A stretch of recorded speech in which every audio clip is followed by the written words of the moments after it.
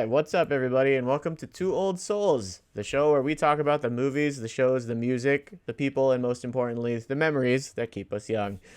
This is episode 4. I'm one of your hosts, Michael, and with me, as always, is Andrew. How you doing, man? Good. How are you doing?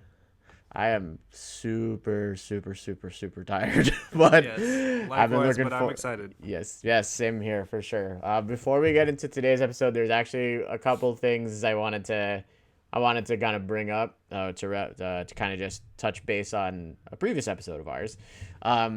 So actually, this has to do with Adam Sandler, and I was sitting with my girlfriend, and we were rewatching Billy Madison on HBO. Um, and then she told me that there's actually a Japanese drama that is pretty much takes that premise and but in a different context. Have you heard of this at all? Like, this was news to me. Like, I have not. Do you know what it's called? okay. Yeah. So I looked it up. It's called My Boss, My Hero. And I'm just going to read the synopsis because I'm like, oh, Okay. I think I would actually watch this. So the show is about, and I'm probably going to butcher these Japanese name pronunciations because I don't want to overdo it, but I'll just try my best. The show is about Makio Sakaki, also known as Tornado, a 27-year-old Yakuza gangster who wants to succeed his father as the head of the gang. However, Makio is not very bright, so his father decides to send him back to high school and makes a deal with him. If he can graduate, he can become the new leader of the gang. If Makio doesn't graduate, the position of the boss will be given to his younger brother, Mikio, and that is how the hero goes back to school, hiding his identity and age. So it's like Billy Madison mixed with like 21 Jump Street Okay. or Yeah, that something. sounds kind of fun. I was just I'll yeah, it's check that only out. 10 it's only 10 episodes. So it doesn't sound like a huge investment of time. Yeah. Yeah. I'm definitely curious. It's interesting though cuz yeah, some that I feel like I've heard that it's like the reverse of what's it called? Scorsese based The Departed on like this trilogy of like Chinese like crime dramas, Mhm. or you get, I think, like they make Bollywood adaptations of a lot of stuff. I think there's like a Bollywood version of The Office, and I think there's even a Bollywood adaptation of Breaking Bad for some reason. Wow. Okay. So I was yeah. actually just watching El Camino before we Okay. we I've never decided on to actually do this. seen any of Breaking Bad. Oh, that's not true. I tried to watch the first episode of Breaking Bad, and it just didn't land for me. I don't know. I It's think like it's a lot for me to get into like hour-long dramas. yeah, it's Yeah. you know what? The first episode's okay, but once you like get rolling, you're like, okay, this is a really good Sure. show. Sure. I bet. But I thought they had side note, I thought they had like almost not every, but a lot of different regions had their own version of The Office. Like Uh-huh. I heard Yeah, like for I sure. thought Australia had one or something or Yeah, there's multiple international iterations of The Office for sure. hmm. Okay. Yeah. Yeah, that's pretty funny. And Hmm. for speaking of The Office, there's like a Netflix movie I guess with a Ricky Gervais. yeah, it's called Yeah, or David Brent. He becomes like a singer, but yeah, it's like yeah, if yeah. Michael Scott became like a musician. I Or was a gonna watch that stand-up comedian yesterday, or but something. Yeah. yeah, so I'm gonna check That's that out. actually That on looks that's pretty on my good. list too. I need to well, I actually have to watch. I've never actually seen The British Office, Hmm. so I definitely want to see that. It's pretty. If you like that kind of humor, I'd recommend it for sure. Yeah. Yeah, no, I'll definitely get to it for sure. Okay. So a couple other housekeeping, one more other thing, because again, this is all on brand. This is just so now I'm at this weird stage now where we've been friends for a few years and we text each other and shit. And now I'm at a point where I'm like, do I text this to Andrew right away or do I save it for the show? I Yeah, I mean, was thinking about that too. I didn't yeah, want to say anything like all the stuff I said to you. I wanted to say here, but I felt yeah. like We'll probably if I didn't retry. elaborate, yeah, Yeah, we'll probably retread it. It's fine. But anyway, like and this I might just forget. occurred. This just occurred to me, so it's fine. So another thing in terms of this is on brand. This is what we talk about. You know what yesterday was? Besides V for Vendetta Day or whatever, all this. Could you give No, me a hint? no guesses. It was a red letter date. This is a red letter date in the history of science. It was a really bad impression, but that was the point because I didn't want to make it too obvious. Is it something I'm gonna know for sure? I think so. Yeah, I'm A pretty sure red you letter would. date. Like a really important date in the history of science. science History of fiction, but science. science all the same. Did like Star Was Wars it? come out or something? No, but it was also it was a big sci-fi movie. If you give up, I'll just tell you. Yeah, I give up. What is it? 65 years ago, Dr. Emmett L. Brown was standing on his toilet seat, hit his head, and when he came to, he had a picture in his head of the flux capacitor, which is what makes time travel possible.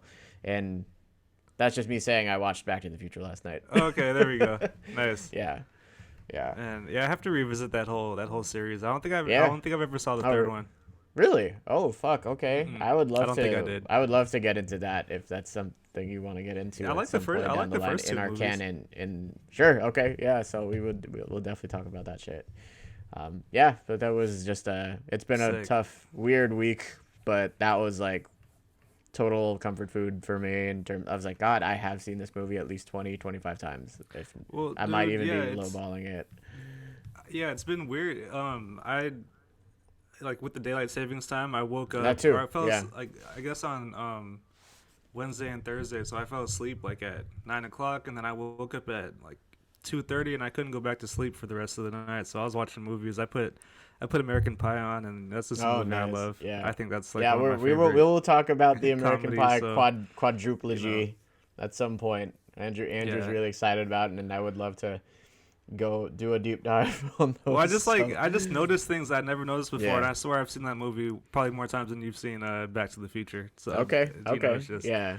I'm like, what the fuck? Okay, You're but seeing yeah, our kind of creative. You're seeing our process a little bit. Y'all are getting a little bit of behind the scenes of our mm, brainstorm here. But yeah. yeah, So okay.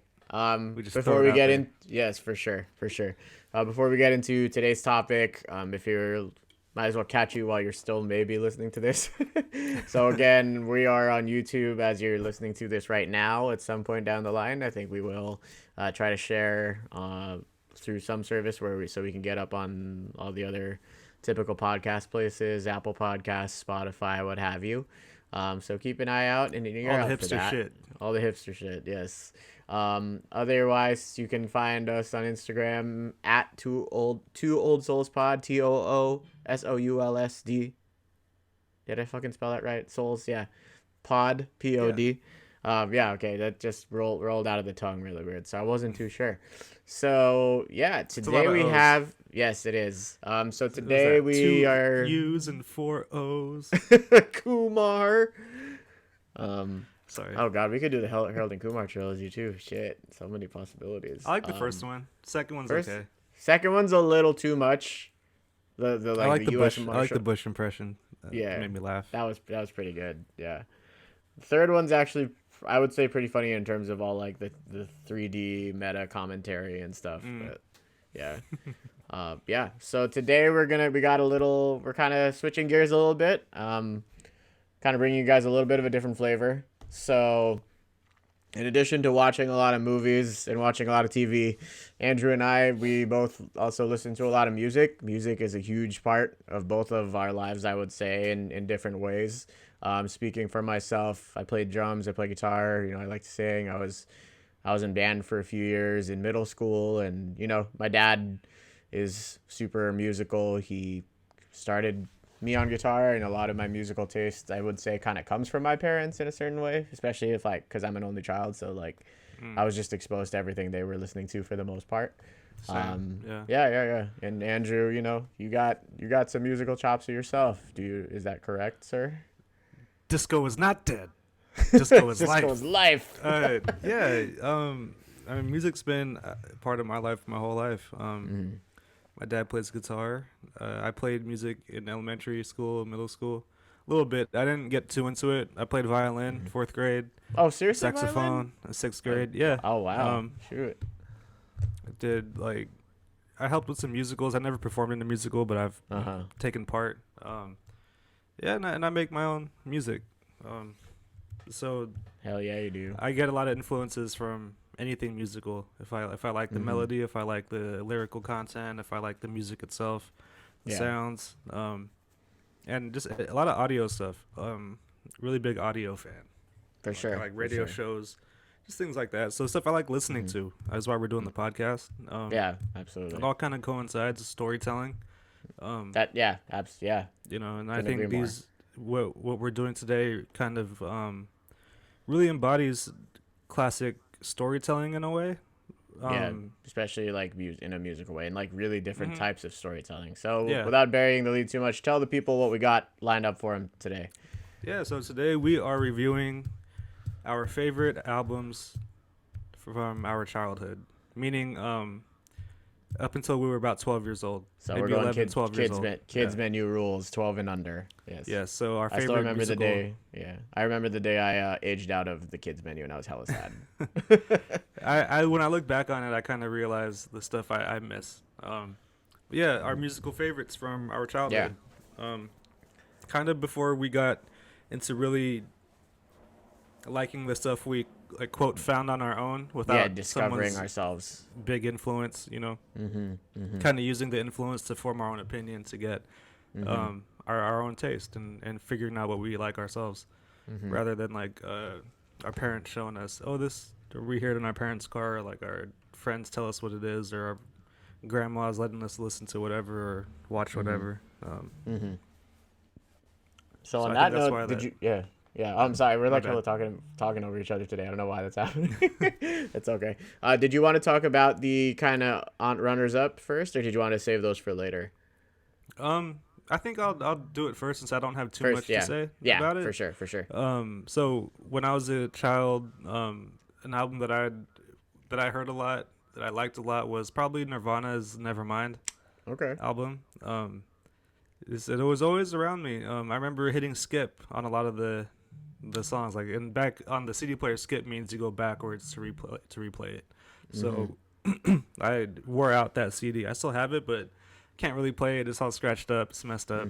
But Mm-hmm. that's a big one for me. Uh, and I think that's the only one that I'd really want to, because it just marks that time. Music, you know, sometimes marks time periods, and Sure. Nevermind just really reminds me of it's my childhood when I was a kid. Came out when I was born, I think, or like Sure. that same year. So, I love it. Cool. Cool. Do you have Yeah. any runner-ups? Yeah. A couple things kind of come to mind. I think maybe I feel like I wasn't super hyper aware of music and albums being a thing until Mm-hmm. I was in, say, maybe kindergarten or first grade. Um, and of course, what you're saying is kind of like whatever the parental influence. Sometimes that is also the other side of that coin is like parental permission, like what your parents Right. are like Yeah. saying you can listen to or being like, yes, I will buy this for you. So Yeah, for it's because me, our parents would yeah. let us watch the kids shows, and then they would. Hmm. That's like the only thing they would really let us watch. And then that's your taste. That's what you like. Yeah. So you reach certain ages. Yeah, totally. So I would say, I think the album that kind of comes to mind for me is I want to say it's like Weird Al's Greatest Hits, the second disc or the first disc, or actually Okay. it's a tie. It might actually be Running with Scissors. So that was the album where he had the song for he had the Saga Begins, the song it's a parody of American Pie, but it's just the Right. whole plot of Star I Wars had the Episode 1. I had the Yeah. Disney Channel greatest like hits, and that song was on it. Oh, really? Oh, yeah, like a Not Radio Disney Disney. Channel, It was Radio Disney, probably. Yeah, Radio Yeah, Disney. that sounds It's right. Yeah, like Disney volume 2 Jams or maybe, or whatever. volume 1. Yeah, I know. the I think Weird I know Al the song was on it. the exact CD you're talking about. Yeah, My yeah, friend yeah. had that. Yeah, I got it for like one of my birthdays or something. So, Yeah. yeah, I remember Did you that know song. Did you know that he like so that song came out before the movie did? So he just had to piece the plot together, but scouring the internet for like spoilers, and he kind of just jigsawed them together and hoped that he got it right. But it was like it's actually all literally there. Like the whole, it's kind of crazy that it all lined up and that it all checked out. Yeah, and that's probably before, people were trying to figure out what these crazy plots were. You didn't have this much access, so he probably just what he heard was probably what got leaked. So it's That's true. It was glad just that happened because it's a Mhm. really good song. Like the way he was able to yeah. match it up. Hmm.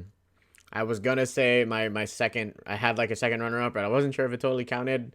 Um, I would say yeah, like and I was like we were both kids of the late '90s, so I think In Sync No Strings Attached is up there for me too. I remember bringing that to school for like show and tell, but everybody It's a was kind of popular doing one. that. Yeah, yeah.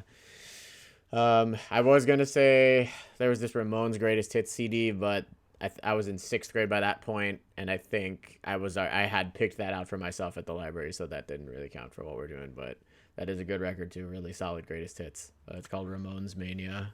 Then Yeah. I could put Santana Supernatural in it. Okay. I Uh huh. that's like very close with my pick for Yes. Yeah. today. It came out around the same time, and it Mhm. definitely scores that time period for me for sure. And even though I was very young, it was everywhere, Mhm. and I Mhm. knew a lot of the songs on it. I Mhm. have the CD somewhere here. So yeah, I think Yeah. those are my Yeah. two. That I that can't think of album too art many always more. makes me think of like Sobe or something. You know what I'm talking about? Like with like the Yeah, lizard yeah. and shit, and it's all Mm. like yeah. I used to love Sobe, the orange They carrot. don't make that anymore, do they? They do. Do I they? think Panda Express sells it still. Oh, seriously? Yeah. Okay. Dang, I do miss that drink. Yeah, that the orange one. That was where it's at. I miss the glass bottles. Yeah, I know. Remember when And for like Snapple everything was too. glass bottles, and then they probably realized teenagers were like cutting themselves on them or something like Oh that my after god, after yeah. school. That Like sounds in very fights. I didn't mean like self harm, I but was gonna like say in that's fights. very sounds very Pacific-ish. But yeah, probably. Pacific-ish. Um, I was yeah, trying to find the other fights. pieces of this I bottle. There's some of it over here on Hey, the you know table. what? Anytime I was like walking around and there's like a big group of people, that like I knew had the reputation of picking on people. I Mhm. flipped that bottle upside down, held it by the neck. I Mhm. was walking by, I wasn't gonna do anything, but it made me feel safe because it's And those, glass. dude, those Sobe bottles, they might as well have been fucking like baseball bats, dude. Those Dude, were yeah, those huge. are heavy. You ever Yeah. drop one by accident and it doesn't break, No, I and was like always you're, scared. I was really nervous drinking them at 7 years old. I'm yeah, like, this is too big for my hands. right. They used to be Okay, cheap so though. Yeah. yeah, for sure, for sure. So let's see here. We each have one album, Mhm. and we each had each other listen to each other's pick ahead of time. Mhm. So that way we both kind of have sort of our own respective takes. And so we'll kind of just go through each one and it'll be pretty cool. And, if you, hopefully this will pique your guys' curiosity. I'm sure that you'll have some passing familiarity with these records, but if it gets you to take a deep dive in it, I hope it'll be just as rewarding for you as it was for us. Because I had a Yeah. lot of fun with this. And if you're on YouTube, leave in the comments what your favorite album was Yeah, because we want to know what marks that time period of your life for you too. absolutely. Movies, songs, even if it's just a song, let us know what it is, please. And Yes, thank you. And thank you. engage with us. So do you want to go first, or do you want me to go first, or rather, your album first or my album first? Uh, it's a good question. It is, Um, isn't it? I guess we could do mine first. Okay. Okay. Uh, since like I don't have like a ton of things to say like I do about Hmm. the movies we did, but Yeah. for sure I would go get into it. Okay. So sorry, I can't read my screen. Okay, um, my favorite album from my childhood is 1998's Miseducation of Lauryn Hill. Um, to give a little background on why I chose it, um, I think. Well, how old was I? I was probably in like second grade, going into third grade. Um, so I didn't listen to the album and like get this whole feeling from it like that. It was just Hmm. everywhere I was. My mom bought the album, so she was always playing it. I would take it and listen to it while I was playing with my action figures. Oh, nice. I would like if I was I'd spend summers away from my house. I'd go to my cousin's house in the East Bay, and it was all over the radio. We go bowling. You hear the doo-wop song on the radio. You'd go to swimming lessons. The lifeguards play it. Um, Driving around, you hear it in the radio when you drive around. We'd watch music videos. She would have like I think she had 2 music videos out, 2 or 3 from that album. Hmm. So it was just everywhere I was, and it reminds me of every time I hear it, it reminds me of being that age because it was just a really fun time. Um, Even though it's not the most fun album to I listen was to. I was gonna say it's actually I didn't really know what to expect because I never actually had, again, what you're saying, like I knew the singles. I think on my Hmm. iTunes, my iTunes is just kind of like a salad of songs. I got Yeah, albums too, but when it comes to it's artists I'm not as familiar with, I think I only had Doo Wop, that thing, and Can't Take My Eyes Off of You. That might have been mm. it. Yeah, and yeah, it's an emotional album. It I think really I think is. I think Lauryn Hill's extremely talented, in everything that she Hmm. musically does. The singing is great, and I think her rapping is some of the best you'll find out of an MC, and probably like one of my favorite female MCs for sure. I was gonna say, Um, because honestly, like I feel I don't have as much of a frame of reference for female rappers and stuff, and hmm today, it's, the last 10 years we've had our like, your Lil Mamas, your Cardi B's, your Nicki Minaj's and shit. And then I'm just like, yeah, hearing we've this had. was just such a fresh breath of fresh air. I'm hmm like, God damn, like this is And just, back then it yeah. was too. I assume, and just looking through history, it seems like whatever she did was fresh. Mm-hmm. And she was part of a good group. The Fugees are all right. They're not like my favorite rap group, but I do like some of their tracks. Yeah. They got 2 albums, I think, but I think this is Lauren. Yeah, this is Lauryn Hill's only album.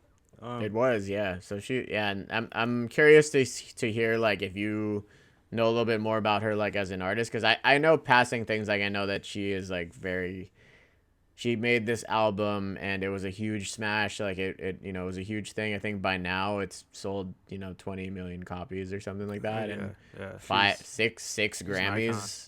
I remember watching the Grammys that year with my mom on TV, and it felt like every other 5 minutes is like, and the Grammy goes to Lauryn Hill. I'm like, who's this Lauryn Hill? hmm I think I was in kindergarten or first grade, so I really didn't have a frame of reference for this at all. But I do Yes. remember her cleaning up that night I watched it on Mm. TV. Yes, yeah. I wasn't too into actually what was going on in the show business world. I Yeah. just liked the products that they were giving us. Mhm. So Mhm. Miseducation was one of those.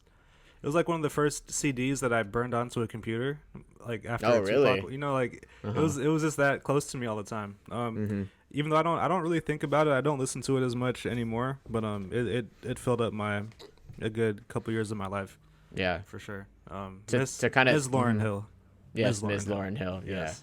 To kind of tie it back to, and maybe we can get into some select tracks, because Mhm. it's, for me, it's, although like I said, I love music. Like I'm kind of at this, I'm at this point, or I've been at this point for the last few years, where it's really hard for me to like sink my teeth into an album. Like I really got to listen to it.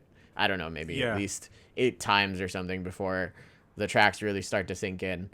Um, but yeah, what was I gonna say next? Shoot. Yeah, so I was gonna say, in terms of kind of tying this, I was reading up a little bit of sort of the context of the album. Mhm. I guess she was in a relationship with Rohan Marley, one of Bob Marley's sons, and got pregnant with him, with his her first kid.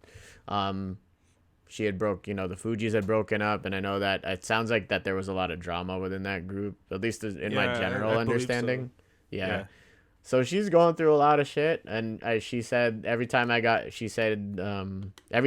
hurt, every time I was disappointed, every time I learned, I just wrote a song. And in terms of, kind of reminded me of what we were talking about last episode with Kevin Smith, how every single movie of his is just him working out his shit, basically. Mhm. Like, this whole album just felt like that too. It was so damn personal. I was like, Right. it's like she was just being super candid about, there's no subtlety necessarily, and not Mhm. in a bad way, but she's just like, it's very directly like what this song is about. Like, this song is exactly what I'm saying it's about, what I'm singing it's about, what I'm rapping it's about. So just hearing that, yeah, that just sort of that candidness, that's what I found really cool about it, especially in mainstream music. There's a lot of vagueness, which I Mhm. guess a lot of times people go, you want to keep it general because you want it to be universal. But There's a huge yeah, lack of vulnerability in yeah, artists today. yeah, While there is still a lot of good art, but like what we get and what we're mm-hmm, fed is a lot of confident stuff. This isn't the most confident album, but her performance knocks it out the park. You know, Yeah. she really personifies what she's what's going on with her, and she lets us know. Um, and I feel like the albums now, it's hard to listen to an album like you said, because there's this one is just so cohesive to me. Everything went together. It really did. It really I all don't- flows, even though they're about different things in each song. Right. But you really get like this is where her head's at. And there's Yeah. little transitions like at the ends of songs. There's little skits here and there. I think. So it flows really well. And you just feel you feel her like when she's rapping on the opening track, the number 2, Lost Ones. That's one of my Yeah. favorite like I just rap did like that one, for performances. sure. Just her like her cadence, her confidence, and I mean she's just so cool too. Like she's so smooth when she rhymes. She's not. It's very different from today, and it was very different than what was coming out back then too. It was very unique. So what was what were some of her kind of contemporaries at the time that she was kind like of the standing out mid '90s. from? So female rappers. I mean, there's Lil Kim was on top of okay. everything. Yeah. Foxy Brown. I think the Brat was probably out. Brat. I was like, yeah, Brat was on All That. She guessed it on All That, so that was definitely around the same time. Missy Elliott was around. Yeah. Who was also, she has her own lane. I don't know if she has an album that is really like this, but she has a good catalog of work with the people she's worked with. Who else? I mean, Queen Latifah was out still. MC Lyte was still around. But yeah, I don't want to leave too many women out. Eve was just, I think, popping Eve, up. Of course. Yeah. She might have just popped up on the scene. It might have been more 99, 2000. 2000 for sure, but I'm not sure exactly when Eve dropped her, her breakout. So she had a lot of contestants, I guess, or a lot of competition, or a lot of rap is pretty much a sport. So yeah, for sure. You look at who was around, and like you said, her contemporaries. No slackers. They're all really great in their own lane. But now Lauryn Hill, like this is one album, and what she did with it was phenomenal. So I guess my favorite cuts off of it. I'm looking at the track list right now. Lost One's probably my favorite one, even though it's the opening track. Doo Wop, of course, just because of how iconic it is. It was just everywhere. Yeah. Like I remember people miss-singing the lyrics. I remember people singing it right. I remember yeah. people hearing it all the time. I think I taped it on a cassette player. Even though I had the CD, which didn't make any sense. It was just probably just a fun exercise for the sake of doing it. Yeah. I probably would have done the same thing. I do like the song "To Zion." It's very personal. Dude, yeah, like I'm like, oh my god, this is like I didn't realize people wanted her to get an abortion because they were saying like you got to think about your career, right? And I think a lot of people could relate to that. They probably hear that. We probably hear like a lot less about it, but I think that happens more often than maybe not. Yeah, it's probably. I was like, I don't think I've heard a better song about. I mean, this is almost like I feel like this is her "Isn't She Lovely," because that's about Stevie's daughter. Obviously, that's a lot more happy, but this is But when I was listening to it the other day, I was thinking like because we don't really realize like sometimes the moments we live in, so. I feel like for her to write that back then, maybe like back in '98 when her right after her kid was born, or I don't even know when she wrote it, but it definitely came out after she had her child, right? So now like that child's close to our age. I mean we're a lot older, but in the grand scheme of things, now. But at least an adult. So like to go back and be able to listen to that and know that you made a song like that. And it was such a great song, and it's beautiful, man. It's on one of the most successful albums of all time. So you can't plan that, but it's so cool. Like it just put me in a mood to like just like appreciate what you're creating right now. Just kind of give it your all. Like she gave everything she had on that song. So it's just really aspirational music to me. What else? What I always thought about doo-wop, I was like, a lot of this album kind of She's from New Jersey, right? But I Yeah. think like a lot of her activity was kind of based in like New York and stuff. I want to, or Oh, for just sure. like that Yeah. East Coast flavor. So like, yeah, this whole album, but especially like doo-wop, just makes me think of like really kick-ass buskers in New York City or something. Like every time I hear doo-wop, I picture like people with the little paint buckets, using them as drums, like on the I know subway what you mean. station, and Yeah. like a really simple setup. But it, yeah, it kind of makes me think of that. Like I think visually, that that's might what be I in the always see in video my too. head. Like that might be in the Probably music video too. subconsciously. So yeah, Yeah, because the yeah. video does it does take place, out and about, cityscape. Mm-hmm.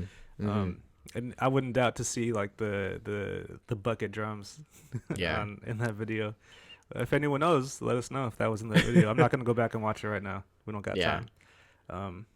What else? A lot of these are good. Final Hour was good. I like the beat for Final Hour too. Mm-hmm. Like, and yeah, just like there was a really cool combination of either like sampled beats or live instrumentation Right. and things like that. So Let me look at like the producers because as much as I'm into I hip hop music, I've yeah never really looked at the credits I for looked this at that. album. I looked at that ahead of time because I was curious. The producers were, I don't know who these people are, but you might, Che Pop and Veda Nobles.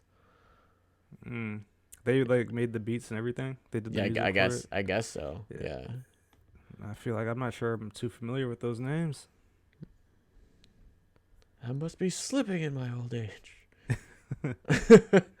Yeah, or I guess she she produced most of it herself, according to this. Yeah, so that's pretty interesting. But then, so wait, where are my notes here? Okay. Mm-hmm. Yeah, there's a lot of like. Let's see, some vocalists on the albums. Mary J. Yeah, Blige makes an appearance. D'Angelo. D'Angelo. Yeah. Mm-hmm. A lot of other no names. No, They had all Santana they all- on Zion. Santana played on that. Yeah, yeah. I mean, they all get a platinum plaque for this, I assume. So I guess, many yeah, times, that's yeah. for sure. So, yeah, I feel like this time period had a lot of really strong collaborations. Like you just I said, was gonna Santana's say on this. Mm-hmm. Wyclef is on the Supernatural album, and there's a connection with the Fugees and Lauryn Mm-hmm. Hill. But Mm-hmm. yeah, just I don't know. I guess it happens today still a lot. It's just maybe because that's actually back when I actually paid attention to stuff like that. I'm sure it happens like nothing today, but Yeah. just like I don't know, they've made some really great music, and that was like at a time you wouldn't always expect collaboration either. Yeah. Like what, Santana's on this, or what, like Lauryn Hill's on Santana's album, or whoever, Mm-hmm. Everlast is on Santana's album. So like that's a good sign of the times. Very I'm not sure how to really describe it. Kind of melting pot. Yeah, absolutely. Well, it had me know? thinking how this was a kind of one of the what would you call it? Kind of sort of like Big Bang moment albums in terms of sort of like the neo, like the genesis of like the neo soul movement and stuff. And I think I read in like Questlove's autobiography, which is called Mo Meta Blues. It's pretty cool book. But yeah, he talks about how there was no like tribalism or kind of like territoriality in terms of people's space. There was so much collaboration of people just like, hey, like I'll be on this song for you. Like, why don't you come in and help me with this song? And it was, a rising tide really lifts all ships and shit. Like, I really believe that. Business was probably booming for those labels. So if you're on a different label, it probably didn't take too much because they knew the payoff would be a lot better than what it would cost. So getting someone like, the caliber of those artists to always collaborate, it's really cool. And it makes you look at the business too when you see who appears on certain albums. Like, oh, this guy keeps appearing on an Interscope album because they're all on the same label. So that's so it's everybody's making money anyway. So the money's all going. The money stays in the family. Right. Yeah. Oh man, there's another point I was gonna make, and I hate it when this happens to me on the podcast and I forget my points. You should have a little notepad or something, or post-its or something. But it was some. It's a good like when you're talking about neo soul. It's probably like a good gateway album for that. Because there's a lot of other artists that are a little more into that realm because I think Lauren really Yeah. embodies a whole different. It's just like a. She's like the. I don't want to make the comparison to Drake, but like just people that were making music. She's making music of all different kinds, and Yeah, I mean, I even this think if you're album's like, got so much too. There's that East Coast yeah, rap. There's reggae influences, obviously too. Which right. And I kind guess of. if you're a new, and if you're a new fan of music, or if you weren't around at the time that this came out, I guess that's a good comparison would be someone like Drake or someone that just makes not just one genre of music, even though they are like a rapper, because she started with the Fugees and she was rapping, and then I got her to sing, or she's a really great singer. Yeah. But yeah, it's a good gateway album for that. For whatever like genre you want to listen to whatever you get out of this, whatever hits you the most is probably one of the better gateways to that genre. Rap, R&B, you said neo soul, reggae for sure. Yeah. Yeah, jazz For sure. Yeah, On the production influential. side, oh, go ahead. Yeah, absolutely. No, Yeah, on the go. production side, I was wondering like, because I feel like I could never really articulate this, but so on songs like I think for me particular, so like Lost Ones, the opening track, and even on Final Hour, or actually, or I used to love him for sure. Like the beats just have this real. I know what a New York style kind of beat kind of sounds like, but I can't really put it into words. Like kind of mid 90s New York, that kind of like I used to love him kind of. I could picture like Nas on it or something like that. So like yeah, maybe I mean I think you know a little bit more about kind of how that aspect of it. So like how would you sort of typify sort of like production from that sort of East Coast like New York kind of flavor from that time? Like what would you say are kind of like the hallmarks of that sound? Definitely the drums. Yeah, First, I think like that's just it. the Yeah, boom bap is yeah, really prevalent. yeah. They're not popcorn drums. They don't sound like the popcorn machines going off. That was more of like a West Coast LA thing, right? Would you say, or Yeah, maybe down south. maybe even too. South? Yeah, South. Yeah. Yeah. But the pace is usually a little quicker.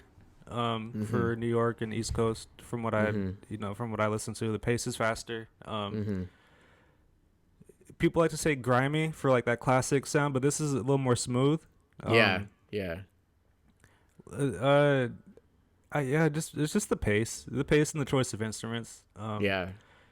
Like where the West Coast would have, if you go to like LA, you get like maybe the synths and the funky sound, Yeah, that and then you like, still get the that kinda 808s, but G-funk shit. Yeah. and then in the Bay Area, you get really high paced, but it's not too fast, but it's still very high paced. A lot of bass, a lot of 808s. There is a fatter, I think we feel like, especially because as you were talking about jazz earlier, and like New York and jazz are so like inextricably with the linked. whole Harlem Renaissance and all that. Yeah. So you really feel like the bass lines that get used really carry through that, and I think that's probably what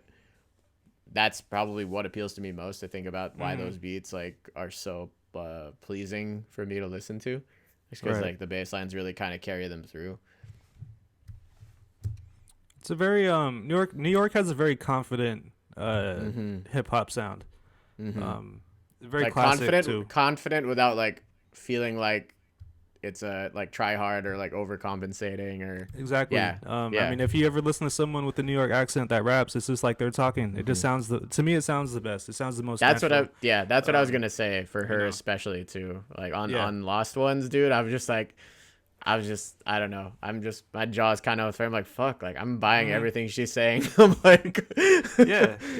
Yeah. She went hard on that one. Yeah. So I think those are my favorite tracks. I like most of them. X Factor's a good song, of course. Final Hour, like you said, Used to Love Him is fun to listen. I mean, it's not fun, but it's when I say that, it's a good listen. Like I feel good when I listen to these songs. Yeah. Even though they're not the happiest Even though ones. most of them are pretty sad. Like yeah. Nothing And even matters. Like, yeah. Shout out to Metallica. Nothing else matters. I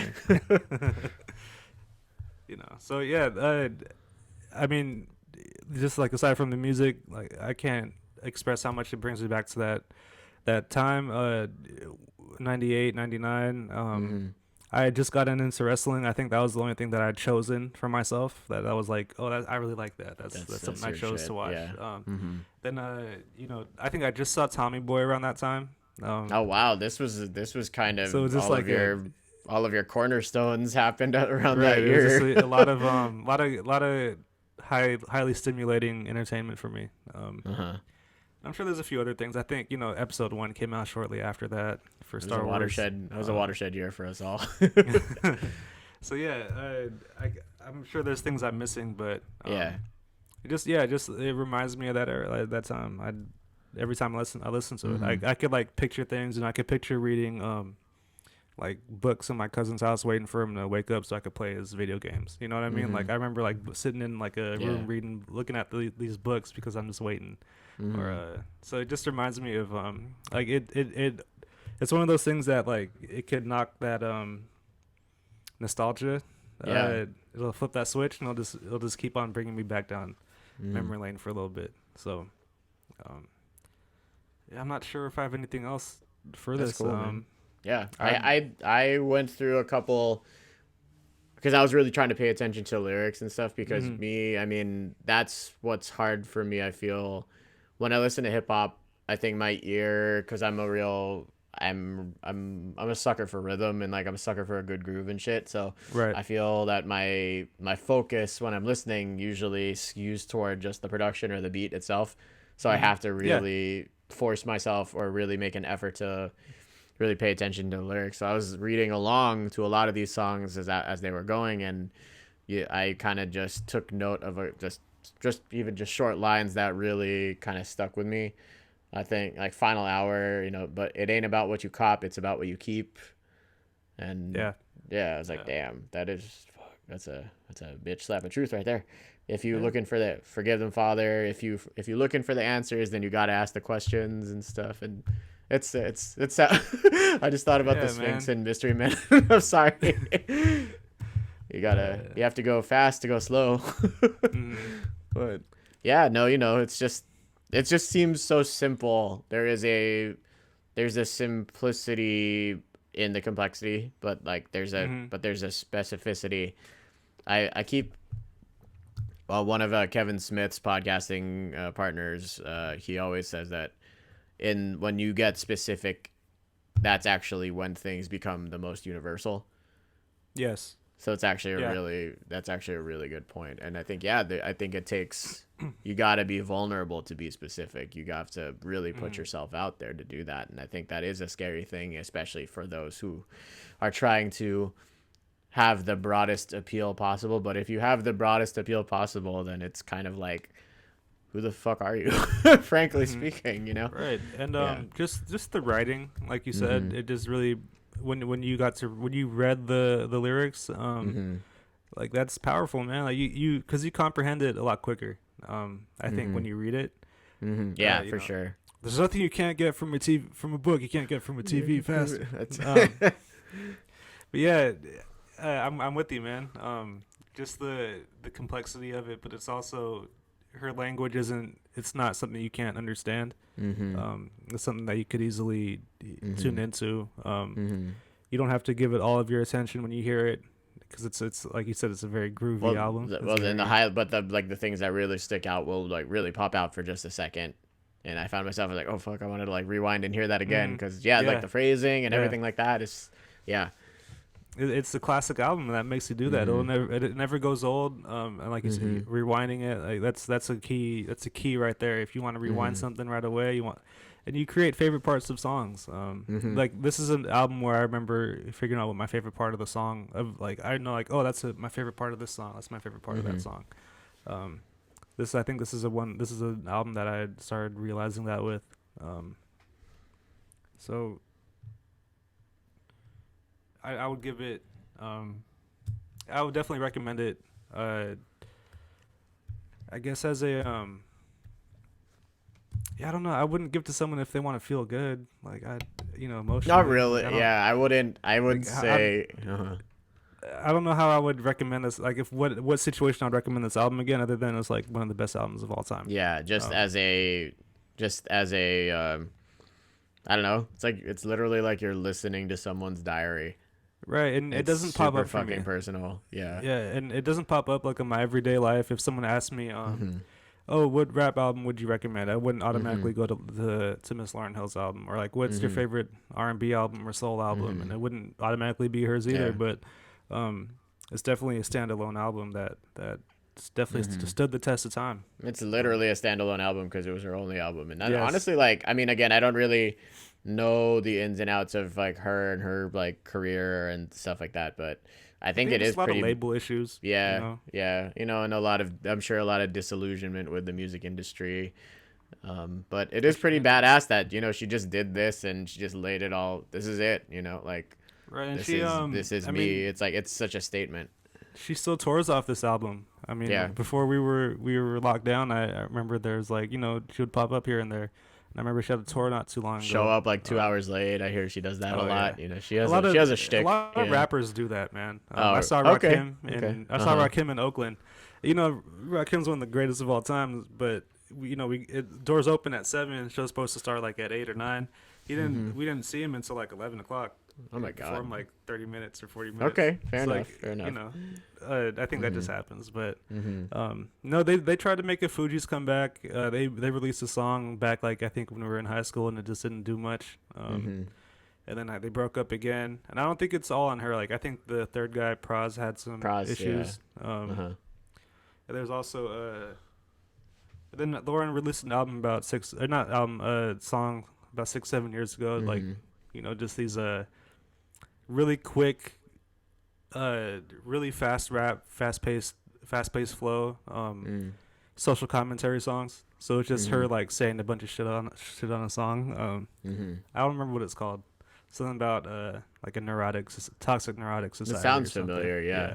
it's Did one you of see these. the? Yeah, it's Yeah. hard to watch, but it's hard to listen to, but it's a good it's a good message, I guess. Mhm. Did you see that? Have you seen the video of I think it was just on like a Facebook video or something like that. It's her and all of her kids, and they're all just doing a doo-wop that thing together. So Oh no, I she's didn't. on guitar, and it's freaking crazy because she has what seemed to be like five daughters or something like that. Mm, But they're doing all the harmonies and stuff, and it's just yeah, it's so nice. good. It's really cool. Yeah, you should look it up I wonder after how this. Yeah. how good she is at teaching music. Mm-hmm. That's always Well, she was something in I Sister wonder Act about too, people. so there's got to be Was some, she? Oh shit. Yeah, she's like she's the hard ass girl who like doesn't open up to Whoopi Goldberg until the last Okay. 20-25 minutes, but she's the one with the most potential as a singer and stuff. So Got it. she, out of all the kids, she has the most actual arc. Oh, it's her and the really shy kid, the Mm. boy. Yeah. Okay. I have to watch those again. I haven't seen those in ages. I've only seen that once, but for some reason it really stuck with me. I'm like, why is she so sad? Why is she so mean? He's like, it's like her mom died or one of those things, Okay. tragic past, blaming herself or and whatnot. Mhm. I think that wraps it up for me. Like, how did you like it? What was your how? I mean, you said you As a first time listen, yeah. yeah. Like I said, I mean, I just so not to put it lightly, I'm a fucking sap. So I think anytime somebody really just like bears their soul, I get it really resonates with me. Like, Yeah. and I don't know, and not in like a schmaltzy way either. It's just really straightforward, and again, just that Honest. specificity. It's Yeah. like I mean, granted, this was 22 years ago, and she's like 45 now, but to just be like, wow, I really got, and I mean, for the and I think that's also just the therapist in me. That's my fucking day job. So I think it's just like, wow, just really seeing just emotionally honest, authentic expression from people. That's my bread and butter. That's the kind of shit that really makes me happy. So yeah, I think on that song, I'm a bit biased, so I think that's probably why it hit me so hard. And I read that I wrote down that this song or this whole album, I got even just a glimpse of that from the two songs that I knew, but now the whole thing, it just makes me picture like, like Harlem or Brooklyn, like any of those neighborhoods in New York, like at sunset or something. You know, you're Mm-hmm. kind of sad that the sun is going down, but you're trying to make the most of the time that you have left, or you're kind of like it's in that weird kind of Yeah. strange kind of sweet spot I see what you're saying. that Yeah, time of day. you know, it is also very visual to me. I can picture a lot of Mm-hmm. things she's saying Yeah, yeah. in this album. A lot of the songs are very descriptive, Mm-hmm. like you said, with the detail. Just good storytelling, man. Yeah, It's hard to really I feel like I can't give it enough credit. You know, yeah, absolutely. it's one of those. It's where like you just want more, but it's a perfect amount. Mm-hmm. That's true Yeah, for sure. And it's really balanced in terms of the content and stuff of the content of the songs or the stories that she's telling through yeah, the songs. hmm Mm-hmm. yeah. Authentic, honest, Mm-hmm. groovy. I like that word. So it's Yeah, there's gonna be a lot of that in this episode. It's about to get even fucking groovier. yeah, man. But yeah, we could move on. I want to talk about this next one Okay, because all I want to hear right. what I want to hear Let's your story now. What it does sweet. for you, and Let's I have some interesting takes on it myself. So I'd sure. like to So this express album those. does a lot for me. So I've been living with this album in some way, shape, or form for conservatively 26, 27 years. So almost since I was born. So my favorite childhood album, is 1987's "Bad" by Michael Jackson. Yeah. Really huge Michael Jackson fan. At times, at my own peril, having to hide my fandom from all the mean white kids I went to elementary school with, because that was at the height of Michael Jackson gay jokes and Michael Jackson molestation jokes. Um, Yes, but it was terrible.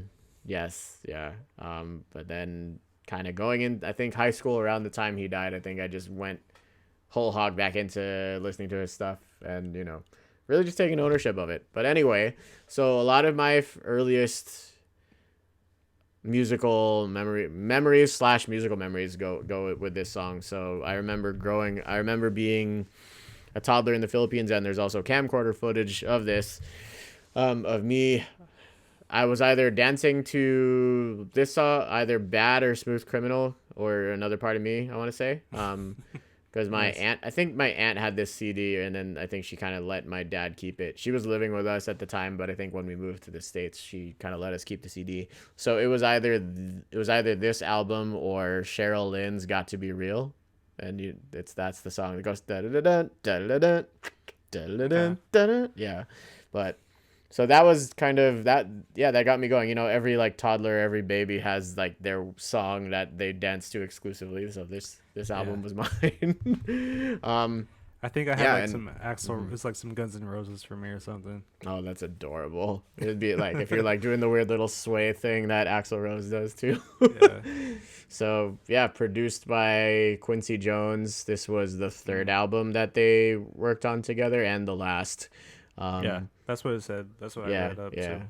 hmm And this was, I think, in terms of his like major solo stuff, this was just his third album. So first you had Off the Wall, and then you had Off the Wall in like 78 or 79. Mm-hmm. Thriller was 82. And then 5 years later you had this.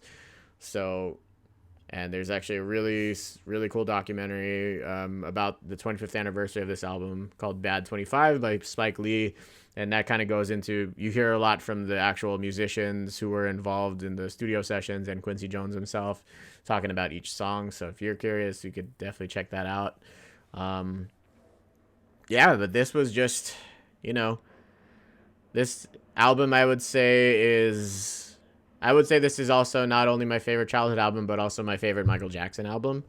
Mm. Um, I feel like that is an odd thing to say for most, because I think most people would default to Thriller. Yeah.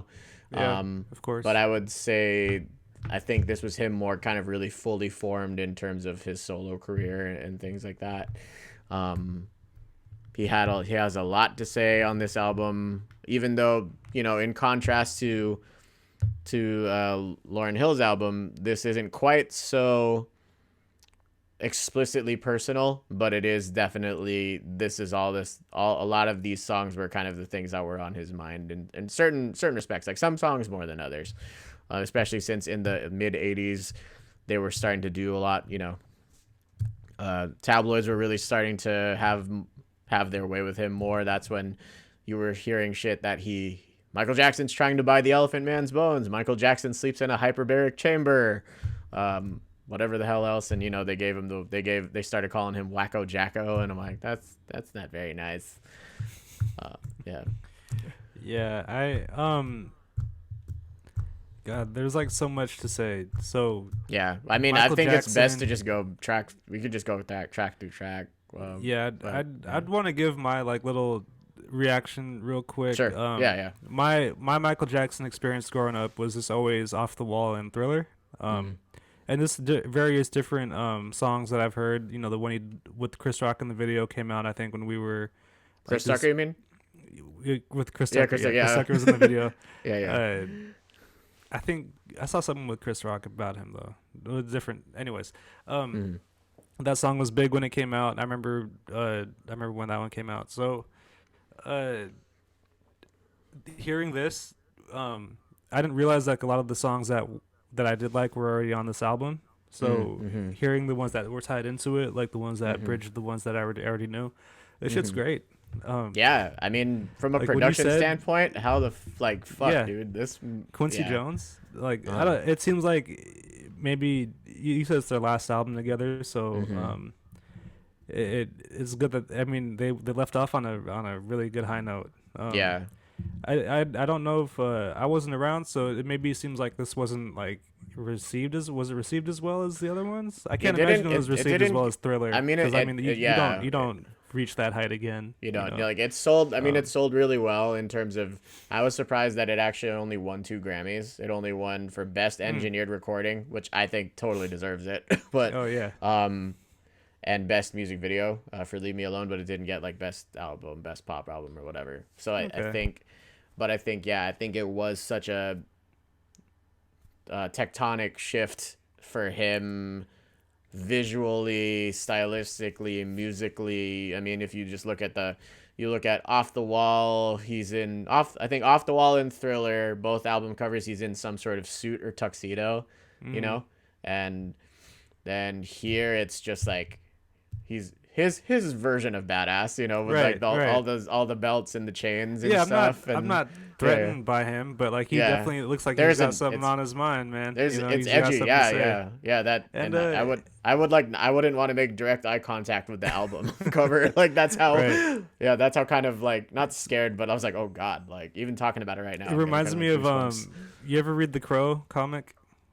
No, but I could see where you're kind of going with this. Yeah. It's very similar with like the style that their expressions are similar. Yeah. But with this album, it feels like it really set like I'm not really privy on like a lot of this genre of music. So it seems like it paved the way for maybe the sound later on, pre New Jack Swing. Kind of like right before that, so the sound that was really prevalent right before that. It seems like it was the first of that, or maybe not the first, but definitely or just one of the elevated. ones, like he'll take, kind of much like how he was as a dancer. He took a lot of those moves already existed with people like Bob Fosse, Fred Astaire, whoever the fuck, but he would just like elevate it to a degree where it becomes synonymous with him, right? Even though Yeah, and it's Michael's attitude. Like he just has attitude in everything he does. That's like my I was really looking for something to describe like his demeanor and his aura, but the main thing for me was attitude. Like the way he sings, the way he dances, the way he looks at people or looks at you in the audience. He just fucking sells it. Yeah. Yeah, and my last point would be it seems like maybe Janet Jackson in her early career listened to this album over and over again and wanted to, in order to make her, you know what I mean? Like, it just reminds me of a lot of her stuff too, because I really do like Janet Jackson's music. So it just really it was a fun listen. Like this is fun. This one's fun to listen to. It was fun. It's just like every song you go into is, each song it's like it's its own little mini world and mini story that you're entering into for like 2.5 to 4 or 5 minutes, and you're just super immersed in it. Like this is the rules of this world. Like this is how this world feels. This is how it sounds. This is how it how this is how it looks in your mind's eye, and it's yeah. This There's album, a flavor for everything. this album and the Lauryn Hill album really brought me back to when albums were really an experience. It was really like its own motion picture almost. Just from front to back, it seems like they put a lot into it, and you get this quote experience out of it. Something that you don't really get too much of nowadays. And not to mention that Michael Jackson's one of the greatest, if not the greatest pop star ever, right? Yeah. So, you gotta recognize the game, that's for sure. yeah. Yeah. So no one did it better. But yeah, this album, you want to dive in? Yeah, let's fucking dive in. More? Let's go a little deeper. Yeah, for sure.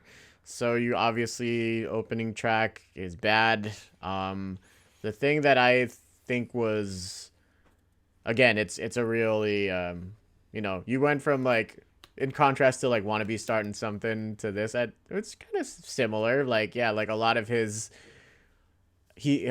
what drove the stuff that he himself wrote was sort of, the songs were kind of confrontational in a sense of like he's kind of working out like this cathartic experience because everyone is giving me shit, everyone is saying shit about me, and everyone's trying to basically kind of like profit off of throwing me under the bus.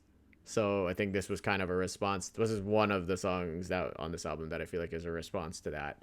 That was a big theme back in the day, huh? Just like telling fuck you to the system and the managers. Yeah, or very Princey and stuff. Yeah, very actually, well, this was supposed to be a duet between him and Prince, like, which I think is kind of like a huge what if thing. I think as a song, it was supposed to be a duet between the two of them, but the labels weren't having it, and so instead in the video, it's Monopoly right there, man. Sorry, short film. He never called them videos. He called them short films. So instead we got Wesley Snipes. We got a young Wesley Snipes. Yeah, Scorsese fucking directed the video for this. So okay, nice. For Bad, Scorsese directed it. Yeah. Okay, God, you know what?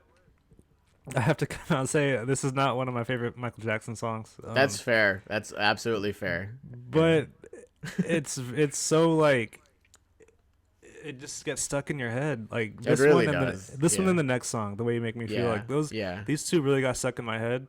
Just because they're so catchy and like I said, his attitude. And you could like see it. Like if you. I think we take for granted sometimes on how great the album is because we weren't around when it came out, so we didn't like we didn't like feel that, we didn't catch the fever or like the hype or whatever. Yeah, we didn't. We could binge watch it, but we didn't watch the Jackson 5. We didn't see Michael's debut album. We didn't get we weren't there when Thriller came out, so we didn't see that growth. Right, and we didn't get to experience like, and a lot of artists I think go through this where they make the album that they want to make, and maybe Thriller wasn't the album that he wanted to make, but it's definitely like maybe one of the better ones. Commercially, my favorite's Off the Wall, but this one, this is like, okay, this is the artist like maybe in his prime. I would say absolutely. I mean, just not only just for artistically, just for time's sake, not only like artistically, but also just like personally. Like this was before all of the allegations and shit like that. So like this is kind of him at his absolute peak, I would say. Right. As a dancer, as a writer, as a performer, and everything like that. So yeah, you could definitely tell he was just all the stops were pulled out. But and the cool thing about the first track is that he's able to keep that tone. Maybe the content changes a little. I mean, the content with the next song changes right away, but the energy is still there. It's still the same pace. Absolutely. The energy is still up. It's driving. So I think in terms of the groove, that's like this. I didn't realize just how much I would say like the secret sauce. Sorry, we totally forgot secret sauce with Lauryn Hill. We could circle back. Shit, it's okay. That's okay. So the eds. I would say the eds. It's different. Yeah, it's hard. I didn't even think about that. So okay. Yeah. So I would say the eds secret sauce of this album of Bad is absolutely the bass lines, like in all of, pretty much across the like. Okay. And I think for a lot of it there was probably like a synth, like a keyboard bass, but it just really I think in most of these songs the bass line is actually the melody and everything's kind of laid on top of it, like all the flourishes. But so I thought that was really cool. But it's just got that kind of like chunky but kind of metallic sound to the bass. Like you have to listen to it to kind of know what I'm talking about. But I just find that really cool, and I think that there's like this like sort of industrial kind of Yeah, flavor to a lot of the songs. that's a good word to use for Yeah, that. it's like industrial funk dance pop, with some rock thrown in depending on the song. Yeah, so I really do love the bass line for this especially. That the way you make me feel is like dum dum dum dum dum dum. But fucking the song after that, dude's fucking Speed Demon. Speed Like, Demon, get the yeah. fuck out of here. I love that song so much. Like, yeah, Questlove. I think in the documentary he's on the Spike Lee doc, he talks about the song and he called it syncopated adrenaline, and I'm like, that's exactly what it is. Yeah, like, because it does this crazy like slapping thing in the chorus, and I saw like there's a couple YouTube videos of people actually doing it on actual bass guitars, and Right. yeah, and I'm like, oh, it's pretty damn, it's even cooler to see it on an actual bass. But That's a good song. Number 4, Liberian Girl is a good song Yeah. too. I really like that one. Also that, because it's go ahead. it's also a track that was sampled for a Tupac song Oh, really? called Oh, yeah. called Wait, Letter you said to that to My- me. Oh, yeah, That's- you said okay, that to me. I hope I earlier, sent it to you. I've Yeah, been yeah. meaning to. Called Letter to My Unborn Child. This is a really good song. But this is like the song that they sampled for it. And I just like recognized it the last time I heard it. Like and it blew me away. So, I think that's why I liked it so much, just because of how it was sampled for something else. But Yeah. Speed Demon, that one, it's a good pace. The pace is really fast at first. He kind of slows it down with the way you make me feel, but like he's still riding it. He builds up to Speed Demon, then brings it down a little bit more and kind of calms it down a little bit. So then the album kind of like lulls a little bit, lulls you in with Liberian Girl, and then it actually guess it kind of flip flops a little, because I think for some reason I always kind of get the track list or the track order mixed up a little bit. And then I'm actually curious because you mentioned this to me yesterday, and I feel like this is very much, the next song is very much the redheaded stepchild of the album.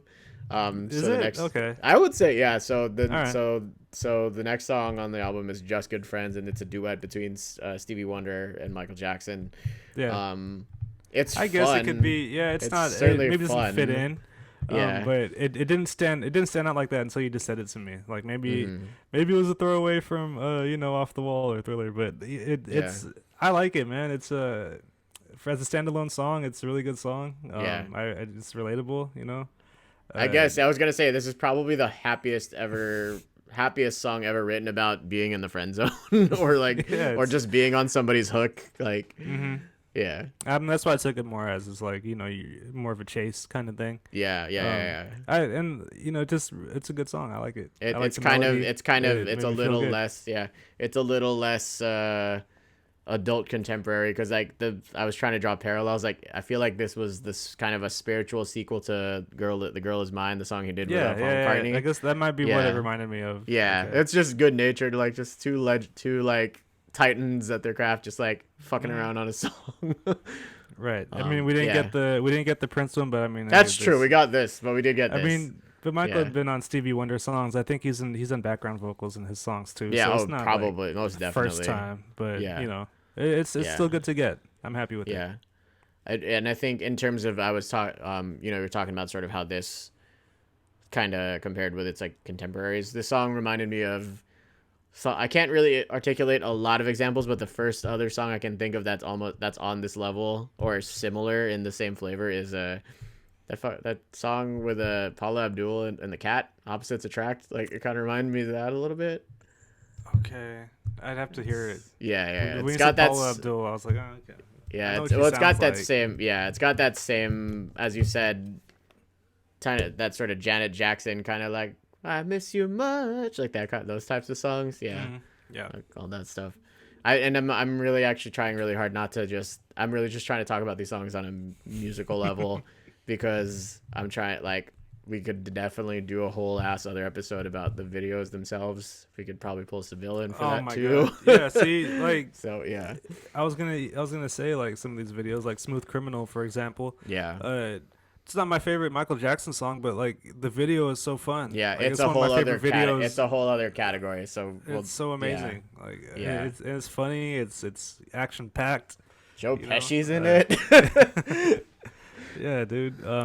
What other songs are on here? Man in the Mirror. Come Yeah. on. Well, so Like, we'll keep. Yeah, we'll keep. Are Yeah. we going in order for each? Yeah, I or was each going. I was song? going in Okay. the track order. Let's do Yeah, it. because I Let's do think it. that actually kind of helps with the album itself. So. Yeah. So yeah, another part of me that this song always makes me think of Chris Tucker in Rush Hour after he blows up the car with he does the little shuffle thing and the little shimmy.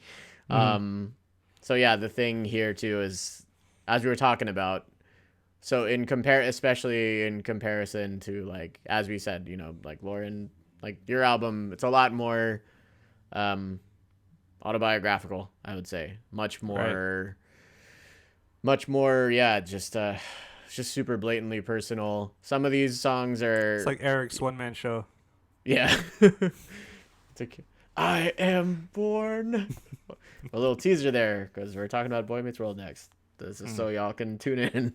But yes, but anyway, so some of these songs are, and it's hard for me to kind of say it out loud because it'll sound weird. So like another part of me, this is kind of, I would say another part of me, it's like a badass We Are the World. Like it's like a really funky song about unity. Yeah. We're sending out a major love. This is our message to you. The planets are lining up, bringing brighter days. They're all in line waiting for you. And so, yeah, like there is more kind of I guess, yeah, he goes more for the universality, I would say, in certain songs. Or if not in the nature of the content of the lyrics themselves, but in more just how he sings it or how it is written. So I think you can kind of put yourself more in the perspective of whoever's singing. But yeah, this was something that I wrote this down because it was in the documentary. Somebody was talking about him. So I wrote, I felt like it doesn't matter when it comes to Michael Jackson, it almost doesn't matter how bad or how good the lyrics are, because the way, he sells it with his vocal performance, just totally sells it. I was going to make a point about that earlier. Like the contemporaries, like comparing him to I guess Prince would be the natural number one comparison, right? I wouldn't know if there's any other comparisons. And they're just like completely different artists. Whereas like I feel like Prince is the craftsman and technician. I don't know if Michael's as intricate as Prince was, because I just don't think he was the same kind. I don't think his musician. Prince was an actual musician. Yeah. Right. Yeah.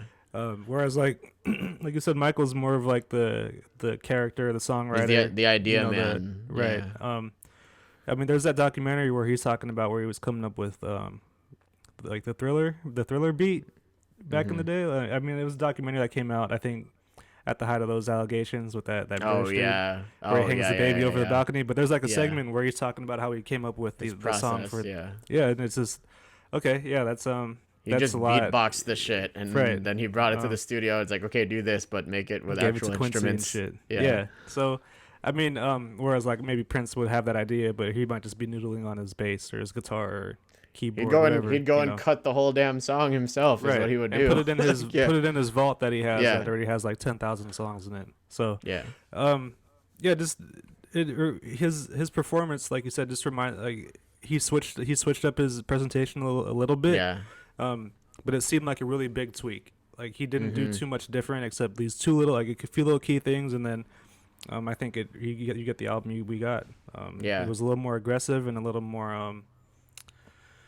I don't know how else you would say it. Aggressive and maybe a little more passion in the way he's singing. This is like there was just more oomph to it. There was more stank. Yeah, that's the word I can put. Yeah. Yeah. I think it like when listening to it again, maybe it's because I'm older. Excuse me. It just hit me like a lot more this album than any other one has when I listened to it. I don't know if it's my favorite one, but I definitely felt it when I was going. Yeah, you definitely feel his. I think you definitely feel. That's an odd thing to say. Yeah, no, that's felt. Oh yeah, I guess, and might not have been the best given the context of yours, but it's okay. Very odd. But yeah, so in the doc, he said, one of the guys said, you're either the songwriter or the interpreter. Somehow Michael was both. You know, like like even if he didn't write the song himself, it becomes distinctively his once he sang it. You know. Yes. Yes. And that goes And of back to what you course, said about his yeah. dances and everything. Oh yeah, totally. Um, and another thing too was in terms of how he's singing it, like, you know, he really came from that lineage of like Motown soul singers, or like, and his influences, like people like James Brown and like Jackie Wilson, and the guys who just really went for broke, where you know, it sounds like they're about to lose their voice in the middle of the song, but they know exactly what they're doing. Like, you know, even Right. if like their voice is starting to fry or whatever. And Michael was built for it, man. He was Yeah. trained since the day he was born, He man. And like, you know, he was the trained, always thought- abused. conditioned. It's all the same now. There are no lines anymore. So, well, speaking of, you know, taking stuff that making it his, I mean, it just made me think of you think he would just, that's how he was whenever he saw something, it was like, oh, I like that dance, I just do it. Like, that's just me. No, I just that's do it literally better. what he did. Yeah, So, I mean, like, he got I like like the moonwalk. Oh, the from- Beatles catalog, I love that. That too. I think I'll just take that. And then I'll cover "Come Together." You know. Yeah. So So, yeah. I think that was for another part of me. Yeah. Then- So next is actually so he didn't write this, but he just totally killed it. Like once he took it on. So Man in the Mirror, dude, like fuck, like I just have here in all caps. Well, a couple thoughts. This may be the very best like 80s altruistic anthem, but it's like his. I feel like it's his under pressure. You know, in terms of like, you gotta like think about other people, but you gotta start with yourself and shit like that. Yeah.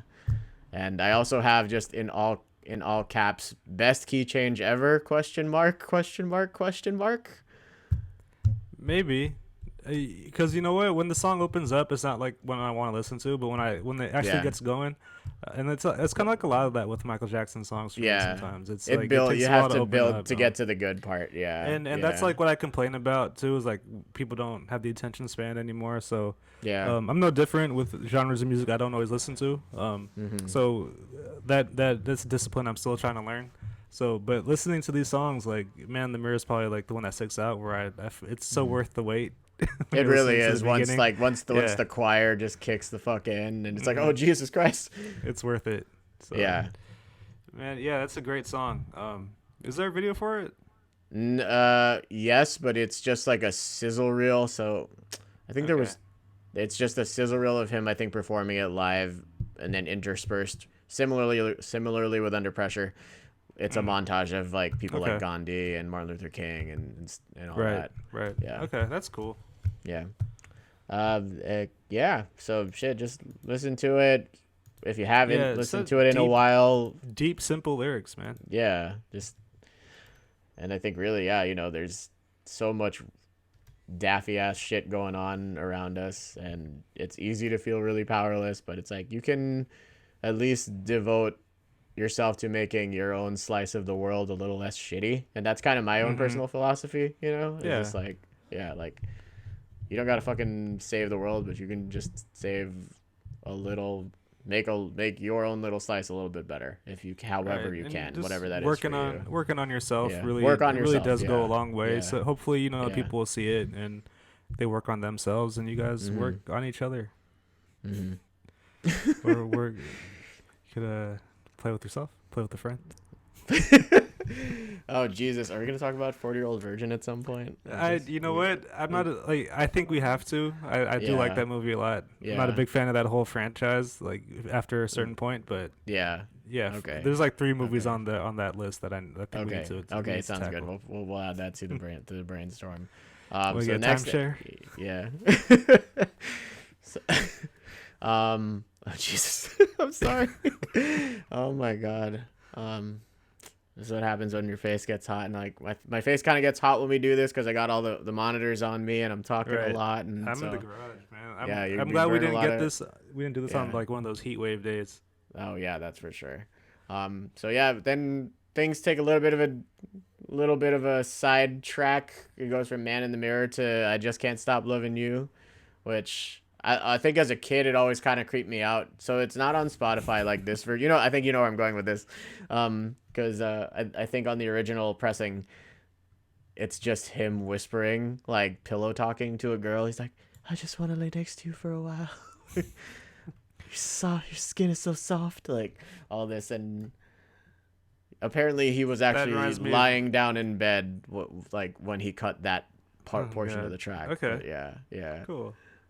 Yeah, I mean that reminds me of. I mean, you ever listen to Janet's albums? You listen to the shit she says in her little. She does do that. Yeah. It's yeah. I mean, it's probably way dirtier than anything Michael Jackson said on record. Mm-hmm. So yeah, so that was the interesting part too. Like in terms of him, I think this was a sort of coming out of his shell album. For sure, even as musically at least, even if personally he's still just chilling with bubbles and playing pinball and eating cotton candy. Like I think he's definitely trying to show his more sensual side or whatever the fuck on certain songs. The way you make me feel, he's like, yeah, I'll totally I'm gonna totally chase this girl around her here, and it's just a big I feel like this is the karaoke duet ballad on the record. Yeah, you have to have that. I think you know what? Looking at the track list, I think the track list, the way this is, it each song kind of sets up each other in a way. Yeah, it's like volleyball. Like they really do kind of tee each other up for the spike or whatever. Yeah, and like putting that together with his his style and the songs he makes. I wonder, like, I'm not, since I don't know. Maybe you would know. Has he done any like theater work? Like, has he worked on had he worked on any musicals? Well, he did The Wiz. I mean, he did The Wiz like 10 years before this. Yeah. Yeah, but I mean, excuse me. Did he like? It would have been so cool to have him write an actual musical. Like, I think it's albums like this. It's totally there. His talent I see what you're saying. For, like, especially for the way he performs it and the way it's it just looks like a musical. Like the way it sounds. The emotional, the cadence, kind of the emotion, and stuff. The narration of it. Yeah. The quotes he says. So I would have loved to see that. And someone like, I mean, there's different styles of music writers that I think would really do well as for musical theater. And he's definitely up there. And this album is like it would be my thesis. It would be my I don't know, what would you call it? Your guinea pig or your reference to why you think that? I would be like, this is why I think Michael Jackson would be a great theater. I would say so. Musical theater writer. Yeah, I would say the thing, and again, maybe it's just due to the time that it happened and things like that. I think the reason that I enjoy this more than Thriller is I feel like it's in terms of just the tone or what it's like. I think it's just more cohesive. Yeah, for sure. Whereas Thriller kind of feels like he's still kind of transitioning from the off the wall sound into whatever the 80s are gonna be, Well, and even like just the way it's formed, I like the way Thriller opens up. Yeah. But I don't like it. There's parts where it just kind of gets it slows down a lot for me. I don't. It doesn't keep my attention the same way as this one. Yeah. Did. I think that's what it is for me too. Like I don't think I've ever. I've maybe done it a couple times. But I don't generally enjoy listening to Thriller front to back. Like this, obviously, as you say, it's like it's a whole package. Like there's an arc to the album. And that's probably why I enjoy it so much. So okay, so let me see here. Yeah, let's Dirty Diana. I have here it's Billie Jean, but hardcore, all caps. This is another like groupies be crazy song is pretty much what the message is. I first heard the song in high school. I don't remember what put me onto it, but I remember downloading it on LimeWire and oh really? I like this song. Yeah, this is a great song. It was one of my favorite Michael Jackson songs. It's got I was gonna say Billie Jean. But I just said that. Billy Idol's guitarist is on here, so he had Eddie Van Halen on Beat It, and he had Billy Idol's boy. His name's Steve Stevens. But there's actually at the the outro where he's just shredding and Michael's just like Diana, like the whole thing. If you actually listen to the guitar, he actually does a beat it call back. He throws in a like over and over. Okay, I gotta check that out Yeah, again. yeah. It's on the album. Yeah, it's on. Yeah, just because it's on the fade out as it's fading out and stuff. Okay. So at the end. yeah, I have a. I mean, actually, I think you and I have a somewhat embarrassing story that goes along with this song. But do you remember? Did you come out with us the last night of the last day of school and we went out 2016? Did you come out that night? Was it at that speakeasy place? We went to the speakeasy and then we went to the dive bar across the street. Yeah. Oh no, I didn't stay for the dive. Okay, not the dive. Okay, so you were gone already by that point. Yeah. So after the speakeasy, we were already pretty gone, and then the dive bar had like a jukebox, and I was like actually super. Well, I had a lot to drink that night. I was like, I was trying to celebrate. I was also leaving the job because I was kind of sad about that, but then also. I was pretty sure 3 days later, my girlfriend at the time was going to break up with me. Spoiler alert, she did. So I was trying to kind of like. You were sure about it? You were like anticipating that? I was honestly like, I hope she doesn't. Well, because we were on a break, so that last week for me in program, I was like, what the fuck's happening? I'm quitting this job. I'm starting grad school. Yeah. I'm probably gonna be single in a week. Like, did you have any dreams about losing your teeth around that time? No. Okay. But anyway, so I think I was in a certain mood. But anyway, basically, this song came on. I was like almost blackout drunk, but not quite. But I started doing the shit he does in the video where he like gets on his knees and he's doing like Kegel exercises and shit. That's one of his moves. Like, yeah. Nice. Yeah. That's beautiful. So, yeah, and that's what happened. So that's my Dirty Diana story. Jesus. It's a good story. Yeah. That was beautiful. Kegel exercises on the floor. All right. Mm-hmm. I guess you gotta do them on the floor. Or like those things they had in the 90s where you'd squeeze your knees together. Or like it's like the metal thing, or it's like a resistance training kind of thing. It's very triangular, but yes, or trapezoidish. Yeah. No, yeah. Or like a butterfly. Like, yeah. Or one of these binder clips that you use for note cards. That's what it reminded me of too. So yes, I have that. That's pretty much all I can say about the album. But yeah, it's super ambient too. It opens. There's that like gong thing. Yeah, it's like another kind of beat it callback. I would say it's just got this like or whatever, and it's just So I think I remember a lot of this album. I found. It's scared, not like instilled fear, but I thought, when I was a little kid, I thought this album was like the hardest thing I'd ever heard or whatever. I'm like, oh, it's like so like there's so much edge to it, which of course, and yeah, it just ends with a one sick ass 1-2 punch. Probably my favorite Michael Jackson song, obviously. So yeah, we got Smooth Criminal. Smooth Criminal, yeah, almost as the second to last song. And yeah, it's just, in terms of just driving it, it's got that scary ass heartbeat thing that starts off the song too. I'm like, what are you trying to do to us here, man? And like the heavy breathing, and then it's just like what's gonna happen, and then right. It's like not frightening, but it's very like to me it's very stagey. Like dramatic. There's like a drama to it. It's like when you're creeping up on someone. That's what that opening for Smooth Criminal reminds me of. Like, if you were on stage or if you were like watching a Looney Tunes cartoon, it'd be fucking like, someone trying to creep up on someone. I don't know the characters to give an example right now. I guess Tom creeping up on Jerry. Yeah, that would track. So it just it reminds me of stuff like that. What else? I mean, I think about the video. I think about the outfit he's wearing in the video. The white fedora the and all that. The dancing where he leans over all the way. And You ever play the video game Moonwalker? The Michael Jackson video game. I have it on that Xbox that I got. Oh, you do? Okay. Yeah. I think in terms of it was hard. Yeah. It's not the best. It's kind of like Shinobi, but with dancing. I got Shinobi. Is it Shinobi? No, This is a different game. Never mind. what I was gonna say. Yeah, it's hard for me to describe it, but I think like I think my favorite aspect of this song, and just musically in terms of the instrumental, is the pre-chorus. You know that otherwise, you know, when he's singing like, Mm-hmm.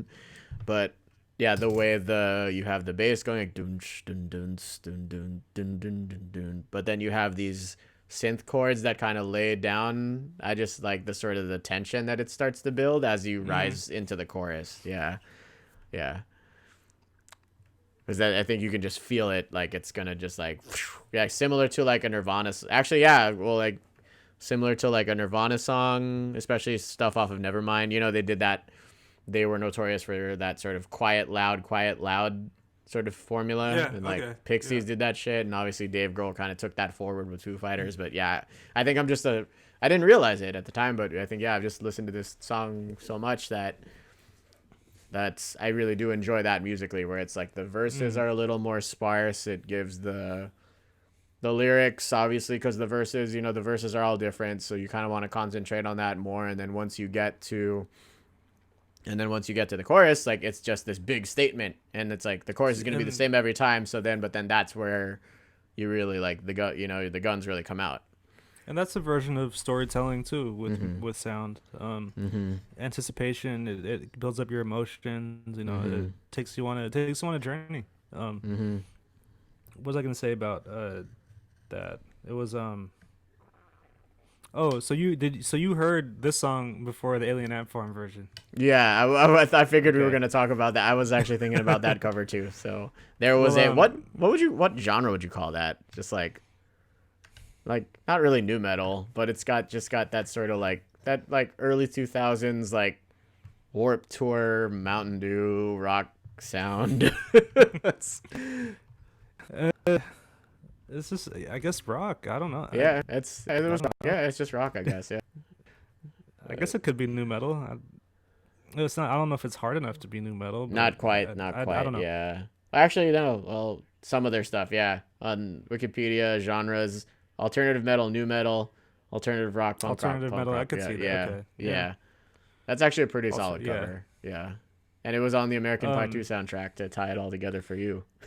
Yeah, it was. Yeah. I heard it on the Yeah. Tough Enough soundtrack, which was this Mhm. TV show on MTV for people who wanted to be wrestlers in the WWF. Oh, So okay. they just it was on the soundtrack for that. So that's where I Mhm. first heard it. Mhm. But I heard that before I heard the Michael Jackson song. I was still pretty Mhm. young when I heard that. So, um, yeah, because like I said, my Michael Jackson's was Off the Wall and Thriller because we had the Yeah. vinyl. Um, never, my family wasn't like super big into that kind of music, but at least in my household, you know. Mhm. So, but yeah, Smooth Criminal. I think I'm gonna go watch that video after we after we sign off now. The Cause 10-minute version, that's the only one that counts, not yeah, the single cut. no, I remember the first time I saw that it was on TV, and I'm like, "What the? Why is this video so Mhm. long?" Like it was one of those It was one of those countdowns on like Yeah, yeah, BET or yeah. something. Yeah. But I'd seen it already. But then when they showed this Mhm. one, I was like, "Why is this like? Oh, this isn't like, is this new? Like I didn't know what to think." So, it was I've fun. always wanted to go into a bar and just like flip a coin across the room just to see if anybody reacts.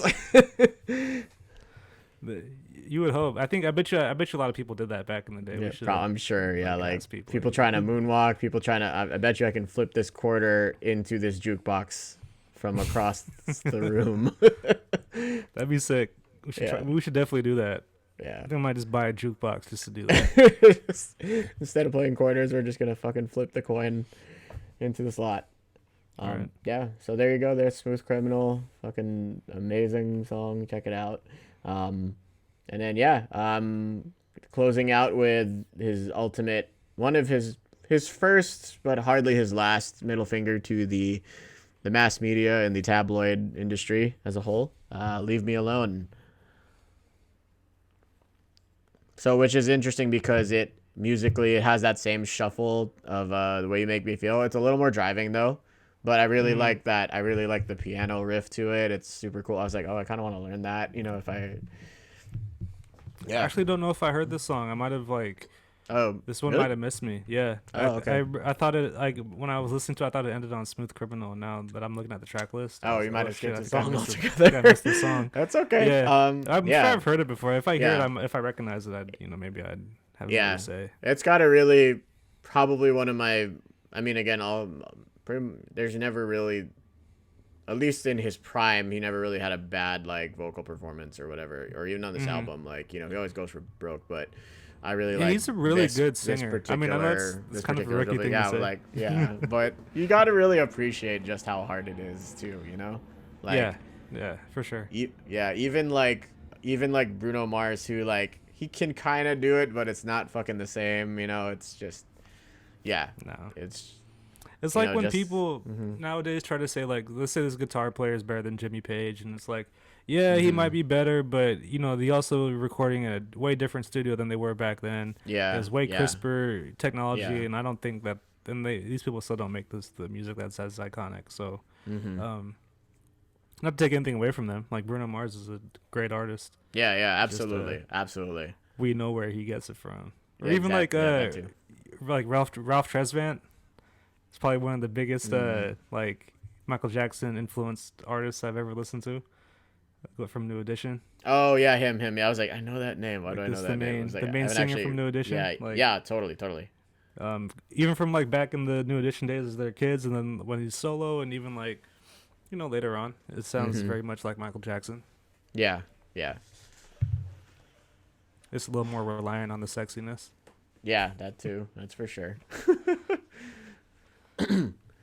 So that was interesting. Yeah. So that's pretty much those are our two favorite childhood albums. There. Did you have an Ed Sauce or I like did. I anything thought that of it really right. for Lauryn Hill I did. I thought of or yeah. when she melodizes, when she harmonizes in her Mm-hmm. songs. Yeah, To me, it really absolutely. like just brings it out.